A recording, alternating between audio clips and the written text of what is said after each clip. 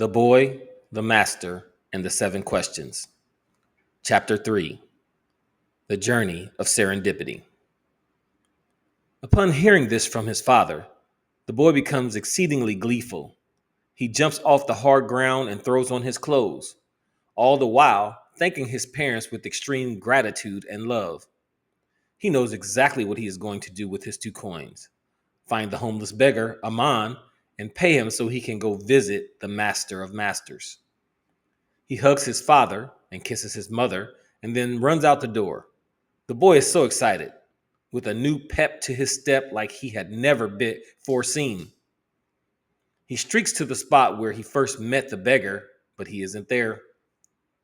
He begins looking everywhere, here and there and throughout the city, but he cannot find him. He even looks in all the alleys and then by the merchants who sells food, but the beggar isn't around anywhere. As the day stretches out, he becomes a little frustrated.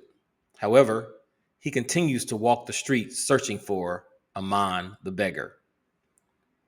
Just as he is about to give up for the day, the boy hears a voice say, "Ah, if it isn't my little curious friend from the refugee camps, the boy who seeks the Master of Masters." The boy responds, "Yes, it is me, and I have been looking for you. You asked for 2 gold coins." He swiftly pulls out the coins and shows them to the beggar. Aman quickly pushes the boy to the side. He yells, "What are you doing? This is a land of greed and hunger. So if someone sees a boy with coins, they will surely beat and rob you and take them." The beggar whispers to the boy, "How did you get these coins?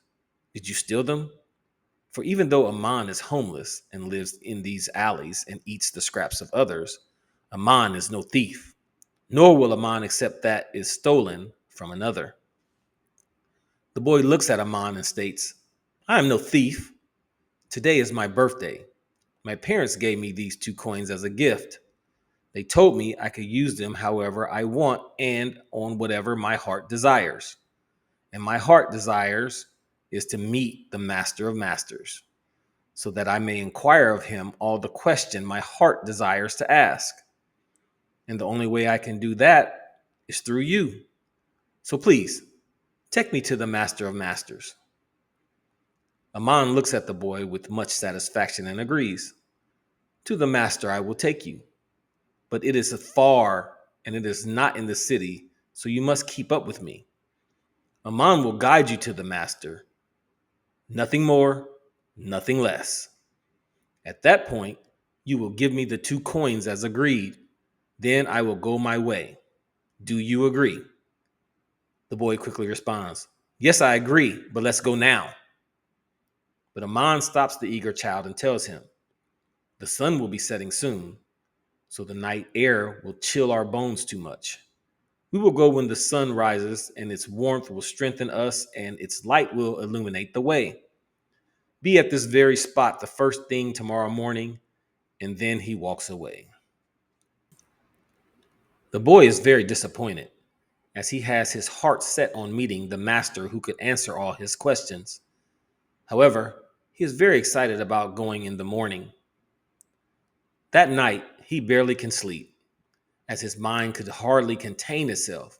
He thinks to himself that surely, if he is going to see the Master of Masters, they must be traveling to a grand palace or a huge temple. Even better yet, perhaps it will be the grandest mystic school ever created, grander and bigger than all the schools in the city. Surely, that is to be the reason we must leave the city to get there. As the night passes, his mind keeps racing until finally he drops off to sleep. The next day, he hops out of bed so eager and happy, but as curious as ever. He can't wait to go to the palace where the Master of Masters is teaching.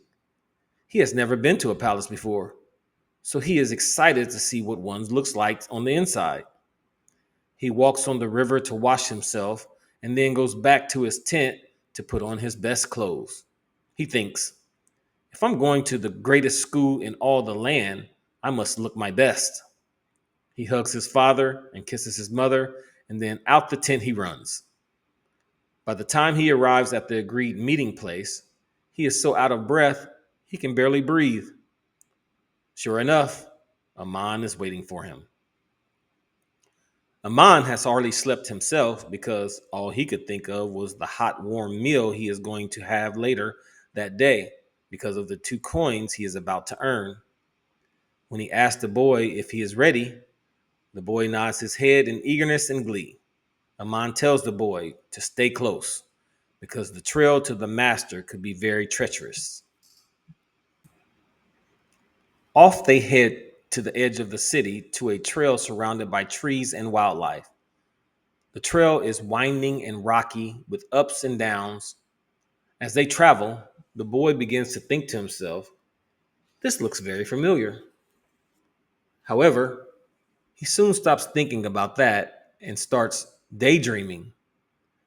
Soon there will be an opening, and I will be at the greatest mystery school working with the best master very soon. As they continue to walk deeper into the jungle, the boy starts to remember things, as if he's having deja vu. He says to Aman, where are you taking me? How far is it to the master of masters? For I have been on these trails before, but I have no memory of any mystery school. Aman shushes the boy and orders, quiet, we are very close, and the master doesn't take kindly to strangers. They cross a small stream, climb one more hill, and arrive at a small opening by a cave with a fire lit inside. The boy looks at Aman in fury and exclaims, I have been here before. There is no master here, just a crazy man who attacked me when I needed warmth from the cold, bitter night. There is no palace or pyramid, no grandest of all mystery schools. You are tricking me. You said you would take me to the master of masters, but all you have done is taken me to a cave in which a man resides who is worse off than myself. Take me home. Our deal is off. Aman looks at the boy and reminds him, I did not promise you a palace or a pyramid. I said nothing of any grandest of all mystery schools that your eyes had ever seen. However, I did promise to take you to the master of masters, and verily, I have kept my end of the bargain. For you should never judge a scroll by its binding. Even if a scroll has the worst binding, the knowledge inside could be far more valuable. Judge you not the man by what your eyes tell you, because verily I tell you, the man who lives in this cave is wiser than all the mystery school teachers and priests in Egypt combined.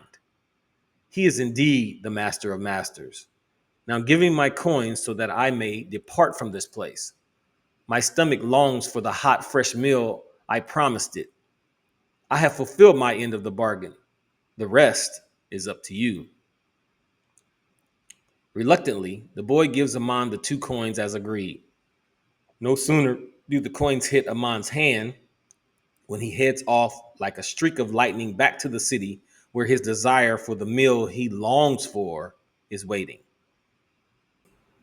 Now, standing in front of the cave, recollecting the events of the night when he was lost at this very cave, the boy is trying to muster up enough courage to go into the cave. After standing in front of it for some time, he finally summons the strength to enter. As he approaches, he sees a small fire only large enough to have a small light for the cave, and sitting in front of it, a motionless figure. In his cracked, nervous voice, he speaks to the still image. Hello, sir. Do you remember me from the night I was here? Hearing no reply, he steps in a bit further. As he moves up, his eyes adjust to the darkness. So now he can clearly see the man sitting in meditation with his eyes closed and his breathing slow and steady. He enters further and addresses the man. Hello, sir. I seek the master of masters. Are you he? Still no response. It is like the man's body is there, but he is somewhere else. The boy steps closer. At this point, he is standing across the small fire from the man who is sitting still in meditation, unbothered by his presence. The boy speaks again while waving at the man's face. Can you hear me? Still nothing. For a brief moment, he contemplates going back home, but he thinks to himself, I have come too far to give up now. So instead, he sits quietly across the fire, simply observing the man. He patiently waits for the master to withdraw from his meditation, but he waits so long that he falls asleep. Eventually, he wakes up, only to find himself back at the edge of the refugee camp. He stands up furious and determined. He is about to head back to the cave, but no sooner does he take a few steps when he hears his mother calling him from a distance. It's time for supper. Don't keep your father waiting. Frustrated and irritated, he reluctantly goes back to his tent in the camp to have dinner with his family. Sitting at the table, he is very irritated, so it shows all over his face. His father asks, Son, what is wrong? Why are you so disturbed? Didn't you have a great day spending your 2 coins on anything your heart desired? By the way, what did you buy? What was it that your heart desired? The boy sits in silence for a while, but then he finally looks up. With tears in his eyes, he exclaims, I desire knowledge and wisdom, but above all, I desire truth. But God must not want me to have truth. Every time I try, a hurdle rises to hold me back. I try to go to the mystic schools, but they kick me out for trying to find truth. I sit by the windows to hear them, but they push me away. I finally find a man who says he can take me to the master of masters, but he says he needs 2 coins to do so. I give him my 2 birthday coins, and he takes me to the master of masters, who is meditating. I fall asleep. When I finally wake up, I realize I'm back where I started. So you see, my heart desires what God doesn't want me to have. He puts his head down and starts to weep. His mother and father sit quietly for a moment. Then his father begins to speak in a gentle and kind voice with a caressing touch. He lifts the boy's chin and says, From the first day you were conceived, we knew you were special. We did not know how it would manifest itself, but we knew you would be someone who could change the world. Trust me when I say this. God is not against you. God has always been for you. But sometimes God tests you. He wants to see how badly you truly want what you say you want. Looking the boy squarely in the eyes, he says, If understanding and knowledge is what you truly desire, then go get them. Be persistent and don't ever give up. Always remember, God is on your side. He is always with you. But verily, I say this, in pursuing understanding and knowledge, always seek their big sister. Her name is Truth. Now go to bed and get your rest. In the morning, you have someone with whom you need to talk. The boy looks at his father with a smile and a new sense of determination and says, Thank you, Father. Now I understand.